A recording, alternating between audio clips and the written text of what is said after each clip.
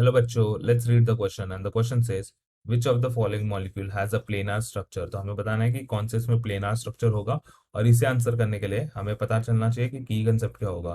तो यहाँ पर की कंसेप्ट लगेगा, वो लगेगा हाइब्रिडाइजेशन का, क्योंकि एक बार हमें हाइब्रिडाइजेशन पता चल जाएगा तो उससे हम पता कर पाएंगे कि कौन से इसमें प्लेनार स्ट्रक्चर है या कौन से इसमें नहीं है, राइट। तो अभी हमें हाइब्रिडाइजेशन निकालना होगा सबके केस में। तो पहला वाला है O2SF2 पर हाइब्रिडाइजेशन निकालने के लिए फॉर्मूला जो होता है, हाइब्रिडाइजेशन नंबर जो है हाफ टाइम्स ये हो जाएगा V plus M minus C plus A, where V is valence electron of central atom, central atom. और फिर बाद में हो जाएगा क्या, बाद में हमारे पास है M। M जो होता है क्या, सबसे पहले तो सेंट्रल एटम, M जो होता है वो होता है number of monovalent atom, monovalent atom. Then हमारे पास सी है, वो होता है charge on cation, charge on cation. A जो है charge on anion, charge on anion. तो अभी हम बात करेंगे इस केस में।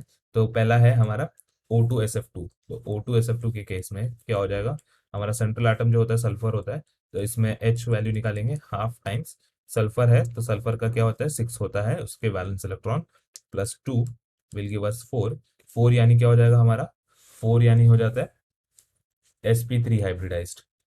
4 जो होता है वो होता है sp3 हाइब्रिडाइज्ड। और यहाँ पे पूछा है कि प्लेनर स्ट्रक्चर किस में होता है, तो ये तो टेट्राहेड्रल हो जाएगा सबसे पहले। तो यहाँ पे है टेट्राहेड्रल। बी में हमारे पास है OSF2, H निकाल लेंगे इसमें केस में भी हाफ 6, मोनोवैलेंट एटम कितने हैं 2, एंड सिर्फ 2 ही है क्योंकि ऑक्सीजन क्या डबल बॉन्डेड से जुड़ा है, तो यहाँ पे 2 ही हो जाएगा।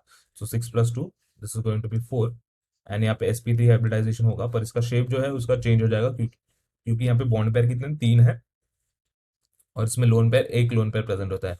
सिंस यहाँ पे एक लोन पेयर प्रेजेंट होगा तो इसका जो शेप हो जाएगा वो हो जाता है ट्राइगोनल पिरामिडल, ये होता है trigonal pyramidal due to presence of one lone pair, ठीक है। सी है हमारे पास HCF4।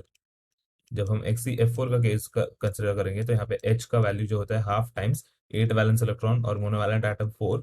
So this will give us the value as 8 plus 4 is 12, 12/2 is 6, 6 यानी sp3d2।